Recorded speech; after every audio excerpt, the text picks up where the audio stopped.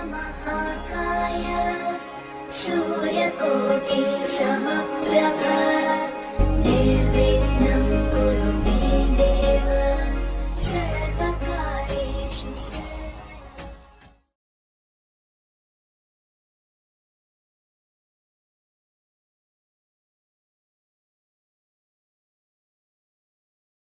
मेरे बहुत ही प्रिय और बेहद सम्मानित साथियों, हृदय की असीम गहराइयों से अभिनंदन, बहुत बहुत हार्दिक स्वागत। साथियों, आज इस श्रृंखला जिसमें कि हम मारक ग्रह और मार्केश के बारे में चर्चा कर रहे थे, आज हम इस यात्रा के अंतिम पड़ाव पर आ चुके हैं और आज हम चर्चा करेंगे मीन लग्न की जन्म पत्रिका के बारे में। साथियों, यदि आप विस्तार से जानना चाहते हैं, अपने लग्न से संबंधित एपिसोड देखना चाहते हैं, तो यहां आई बटन में हम उसका लिंक प्रोवाइड करा रहे हैं, आप जाकर के उसको देख सकते हैं। दरअसल इस पूरी श्रृंखला में हमने बात की है एक बहुत बड़ी गलतफहमी को दूर करने की बाबत।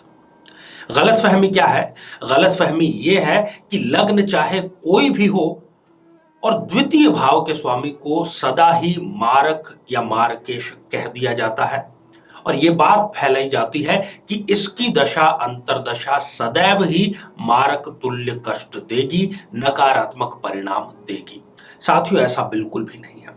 कुछ ऐसी चीजें हैं जिनको हमें देखना होता है, जैसे कि वो द्वितीयेश जो है वो किसी और केंद्र का या त्रिकोण का क्या अधिपति है, लग्नेश के साथ में उसका कैसा व्यवहार है, मित्रवत है या शत्रुवत है। साथ ही हमें उसकी दशा और उसकी डिग्री, इन दोनों पर भी दृष्टिपात करना होता है, तब जाकर के। और हमने कई लग्नों में देखा कि द्वितीय भाव का स्वामी भी योग कारक के रिजल्ट दे रहा है और ऐसा ही कुछ आज मीन लग्न की जन्म पत्रिका में भी होने जा रहा है।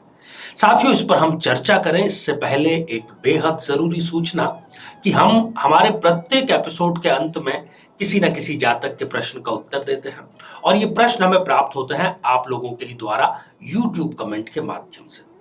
जब भी आपको अपना कमेंट लिखना हो, उससे ठीक पहले #आचार्य चंद्रकांत इस शब्द का प्रयोग जरूर करें और साथ ही बेहद आसान सा प्रश्न जो आपकी ज्योतिष जिज्ञासाओं को शांत करेगा, ज्योतिष के ज्ञान को बढ़ाएगा, उसका आपको सही उत्तर साथ में देना जरूरी है। इसी एपिसोड से संबंधित प्रश्न है, इसी एपिसोड के अंत में आपसे पूछा जाएगा। तो आइए साथियों, बिना किसी देरी किए मीन लग्न में जन्म पत्रिका में मार्केश के बारे में चर्चा करें। साथियों, ये जो आप स्क्रीन पर एक जन्म पत्रिका देख पा रहे हैं, ये 12 नंबर से प्रारंभ हो रही है।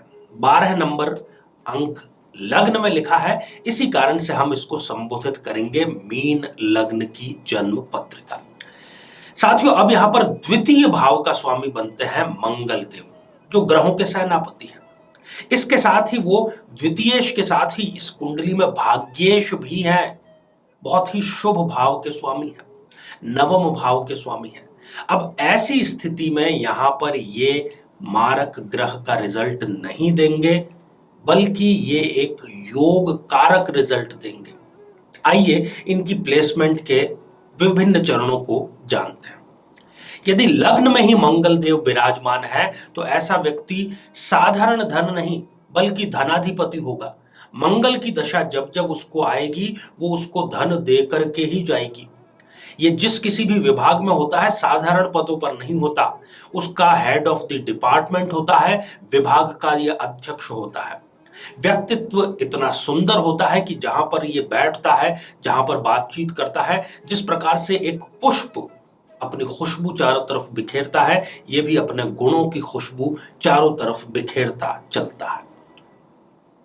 द्वितीय भाव, यदि यहां पर स्वग्रही होकर के मंगल विराजमान हो जाते हैं तो ऐसा व्यक्ति क्रोधी तो होता है, परंतु वो संतुलित क्रोध करना जानता है। उसको पता है कि कब किस पर कितना क्रोध करना है। वो अपनी ऊर्जा को वैसे ही बेकार जाया नहीं करता। शारीरिक गठन की यदि बात करें तो वो आकर्षक व्यक्तित्व का धनी होता है और उसका गठीला शरीर जो है वो भी आकर्षण का केंद्र होता है। उच्च शिक्षा ये हासिल करते हैं, खास तौर पर किसी न किसी प्रकार के टेक्निकल विषय की। तृतीय भाव, यदि यहां पर मंगल देव विराजमान हो जाएंगे तो अपनी अंतर्दशा में या अपनी दशा में इसको ये जबरदस्त बूस्ट देंगे।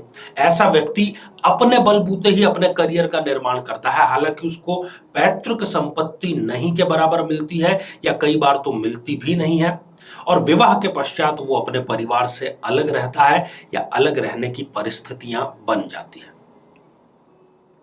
चतुर्थ भाव, यदि सुख भाव में मंगल देव विराजमान है, बहुत ही सुंदर राजयोग का यहां पर निर्माण हो रहा है। ऐसा व्यक्ति कोई साधारण राजयोग नहीं बल्कि उसका शासन में, सत्ता में सीधा दखल होता है। वो कोई भी बड़े से बड़े कार्य मंत्रियों से, अधिकारियों से कराने की शक्ति रखता है, और गाड़ियां एक दो नहीं, कई उसके पास में गाड़ियां होती हैं। धन आने के जो मार्ग हैं वो भी एक दो नहीं, कई प्रकार के मार्गों से इनके पास में धन का आगमन होता रहता है। पंचम भाव, यदि यहां पर मंगल देव विराजमान हो गए तो यहां पर वो हो गए नीच राशि के।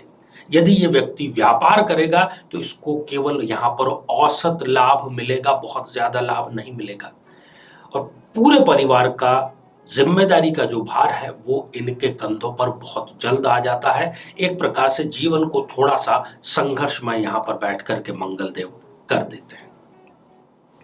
छठे भाव, त्रिक भाव में यदि मंगल देव यहां पर आ जाते हैं तो ऐसा व्यक्ति हमेशा ईर्ष्या और शत्रुता की आग में जलता ही रहता है अंदर से अंदर, क्योंकि उसकी जो योग्यता है, वो जो डिजर्व करता है वो उसको मिल नहीं पाता। वो देखता है कि उससे कम योग्य, उससे कम मेहनत करने वाले लोग जीवन में आगे बढ़ गए हैं। ये बात उसको अंदर ही अंदर सालती रहती है। सप्तम भाव, यदि यहां पर मंगल देव विराजमान हो जाए तो ये कुंडली हो गई एक मंगलिक कुंडली। दाम्पत्य में मतभेद तो रहेगा, कलह भी रहेगा, उसका स्तर भी कई बार बढ़ जाएगा, परंतु फिर भी कभी तलाक की नौबत नहीं आएगी। इसी प्रकार से जिंदगी लड़ते झगड़ते हुए बीत जाएगी। हृदय की यदि मैं बात करूं इस इंसान के, तो इसका हृदय मोम का हृदय होता है, बहुत जल्दी पिघल जाता है। किसी पर भी दया करुणा इनको बहुत जल्दी आ जाती है, जरूरत से ज्यादा इमोशनल होता है ये व्यक्ति। संपत्ति इनको पैतृक रूप में भी मिलती है और ये स्वयं भी अर्जित करते हैं। अष्टम भाव, यदि अष्टम भाव में मंगल देव विराजमान है तो फिर से ये कुंडली हो गई एक मंगलिक कुंडली। अब इसका असर क्या होगा? विवाह में अननेसेसरी डिले करने का कार्य यहां पर मंगल देव अवश्य करेंगे। यदि ये पुरुष जातक है, चलो बल्कि मान लेते हैं कि स्त्री भी है, दोनों ही मामलों में ये परिवार के लिए एटीएम का कार्य करेंगे। पूरा परिवार धन को लेकर के इनके ऊपर ही निर्भर रहेगा। नवम भाव, यहां पर देख रहे हैं आपकी मंगल देव हो गए स्वग्रही। मंगल की दशा इनके जीवन की सर्वश्रेष्ठ दशा साबित होगी और मंगल की दशा इनके जीवन की दिशा पूरी तरीके से बदल देगी। इनको एक ऐसा अवसर देगी कि ये अपनी कई पीढ़ियों के लिए बहुत बड़ा कार्य कर गुजरेंगे। साथियों, यदि दशम भाव में मंगल देव विराजमान है तो ऐसे व्यक्तियों को अपने परिवार के, कुटुंब के बुजुर्गों का आशीर्वाद हमेशा ही प्राप्त रहता है। राजनीति में ऐसे व्यक्ति को मंगल की दशा में खासतौर पर चुनावी राजनीति में लाभ अवश्य मिलता है, टिकट भी इनको मिलता है और ये जीत भी दर्ज करते हैं। ऐसा व्यक्ति जबरदस्त सलाहकार होता है। बड़े बड़े पदों पर बैठे विराजमान लोग इनसे जब वो संकट में फंसते हैं तब सलाह लेते हैं और उस संकट से निकलने का कार्य करते हैं। एकादश भाव, यदि यहां पर मंगल देव विराजमान है तो मंगल देव यहां पर हो गए फिर से उच्च राशि के। साथियों, सरकार में ऐसा व्यक्ति उच्च पद पर आसीन रहता है। इनको अपने परिवार का पूरा सपोर्ट मिलता है, कुटुंब का पूरा सपोर्ट मिलता है। क्रोध इनका भी कई बार इस प्रकार का हो जाता है कि ये स्वयं उस पर कंट्रोल नहीं कर पाते, परंतु ओवरऑल मंगल की दशा, अंतरदशाएं इनके लिए सकारात्मक खबर ही लेकर के आती है। द्वादश भाव, यदि यहां पर मंगल देव विराजमान है तो फिर से ये कुंडली हो गई एक मांगलिक कुंडली। विवाह में देरी तो सुनिश्चित कर ही रही है और इनको ऐसा फील आता है, इनको ऐसा लगता है और वो काफी हद तक सही भी है कि परिवार, दोस्त, समाज, सोसाइटी इन पर ध्यान नहीं दे रहे हैं। ये एक प्रकार से अलगाववाद का शिकार हो जाते हैं, स्वयं को आइसोलेशन में रखते हैं, जरूरत से ज्यादा इंट्रोवर्ट हो जाते हैं और ये कई बार डिप्रेशन में भी जा सकते हैं, खास तौर पर मंगल की दशा में।